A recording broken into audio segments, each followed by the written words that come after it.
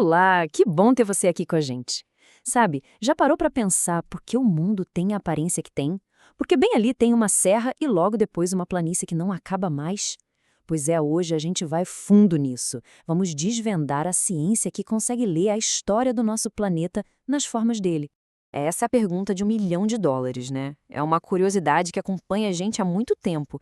E a questão aqui não é só sobre a beleza de uma paisagem, é sobre entender as forças gigantescas e também os processos super delicados que estão o tempo todo esculpindo cada vale, cada praia, cada morro que a gente vê. E a ciência que responde a essa pergunta tem nome: geomorfologia. Pensa nela como se fosse uma detetive das paisagens. Ela não olha para um morro e só descreve, não. Ela investiga como ele nasceu, como ele evoluiu e, o mais importante, quais processos criaram e, ao mesmo tempo, destroem aquele relevo. É aqui que a coisa fica interessante. Para sacar o poder da geomorfologia, a gente precisa primeiro entender onde ela se encaixa no grande mapa da ciência. E o legal é que ela não fica numa caixinha só. Na verdade, ela é como uma ponte que conecta dois mundos gigantes do conhecimento. E essa imagem aqui mostra isso direitinho. De um lado, a gente tem a geologia, que pensa no tempo profundo, em milhões de anos, nas rochas, na estrutura interna do planeta. Do outro lado, a geografia, que está mais preocupada com a superfície, com o ambiente e com a nossa vida aqui e agora. E a geomorfologia, ela é exatamente o ponto de encontro, a conexão entre esses dois. E é aqui que está a grande sacada. A geomorfologia basicamente traduz o geologuês de milhões de anos para a nossa escala de tempo, a escala humana da geografia. Ela explica como eventos lá do passado distante criaram o cenário onde a vida acontece hoje, onde a nossa sociedade se desenvolve. É por isso que ela é tão, mas tão importante para a geografia. Mas como esse cenário é construído afinal? Bom, a superfície da Terra é um verdadeiro campo de batalha, um cabo de guerra que nunca termina entre duas forças gigantescas que puxam para lados opostos. Olha só que legal esse resumo. De um lado, as forças endógenas, ou seja, a força que vem de dentro da Terra. Elas empurram tudo para cima, criando montanhas, vulcões, erguendo continentes inteiros. Do outro lado, as forças exógenas, que usam a energia do Sol e a gravidade. Elas não param de trabalhar para desgastar, esculpir e achatar tudo aquilo que as forças internas levaram eras para construir. E é isso. Cada paisagem que a gente admira é uma foto, um instante desse equilíbrio. Uma montanha bem alta, ali as forças internas estão ganhando a briga. Um cânion super profundo é a prova do poder de um rio, uma força externa agindo sem parar.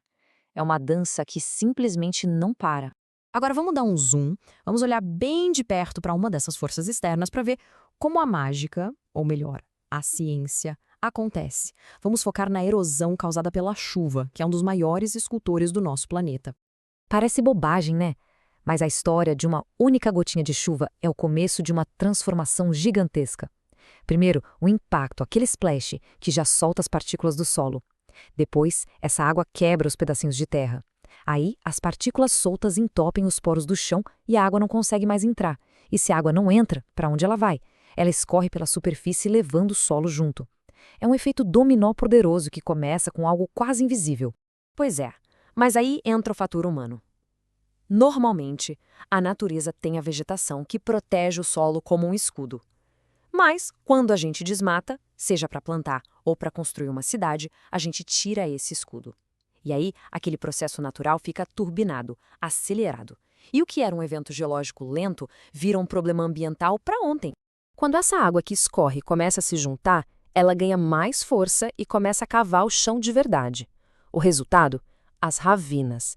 Elas são como as primeiras cicatrizes que aparecem na paisagem, um alerta de que o equilíbrio foi para o espaço e a erosão está ficando séria. E se ninguém faz nada, essas cicatrizes viram verdadeiras feridas abertas. Isso que a gente está vendo é uma vossoroca, é uma ravina que cresceu tanto, mais tanto, que virou um buraco gigante, engolindo terra, destruindo o solo e mudando a paisagem para sempre. É um exemplo chocante do que acontece quando a gente acelera os processos da natureza. Tá, legal. Já entendemos a teoria, as forças, os processos, mas e daí? Para que serve tudo isso no nosso dia a dia? Por que esse conhecimento é tão importante? Bom, a lista de utilidades é, sério, impressionante. Quer saber o melhor lugar para construir uma cidade segura? Geomorfologia. Mapear as áreas que podem inundar ou deslizar? Geomorfologia. Planejar uma estrada, achar minérios, proteger as fontes de água, decidir onde criar um parque de preservação? Ufa! A base para todas essas decisões, que afetam a vida de todo mundo, é um bom e velho conhecimento de geomorfologia. E essa frase aqui resume tudo de um jeito perfeito. O objetivo final não é só ter o conhecimento por ter, é usar essa sabedoria toda para a gente criar uma relação mais inteligente, mais segura e muito melhor entre nós e as paisagens em que a gente vive. Resumindo a ópera, geomorfologia é a base do planejamento. Ignorar isso é como construir uma casa sem olhar como é o terreno, é pedir para dar errado. É essa ciência que dá as ferramentas para a gente organizar o espaço e administrar os riscos de forma inteligente, agindo antes que o problema aconteça. E com isso, a gente chega ao ponto principal. O que tudo isso significa no fim das contas? Qual é a grande lição que a gente tira de toda essa conversa? A verdadeira mágica da geomorfologia é que ela nos alfabetiza. Ela ensina a gente a ler a paisagem. Um morro deixa de ser só um morro, ele passa a contar uma história sobre forças que o levantaram e a chuva que o desgasta. Um rio não é só um rio, ele é um escultor em constante trabalho. E o mais incrível é que quando a gente aprende a ler o passado escrito na Terra, a gente ganha o poder de prever e de planejar um futuro melhor. A gente entende qual área é mais perigosa, por onde a água vai passar numa chuva forte, onde o solo é mais fraco. É usar a história de milhões de anos do planeta para tomar as decisões certas hoje e construir um amanhã mais seguro para todo mundo.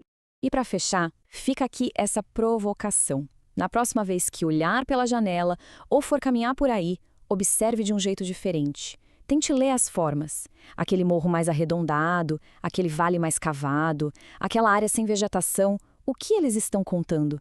Que história a paisagem aí perto está gritando? A resposta está bem aí, só esperando para ser decifrada.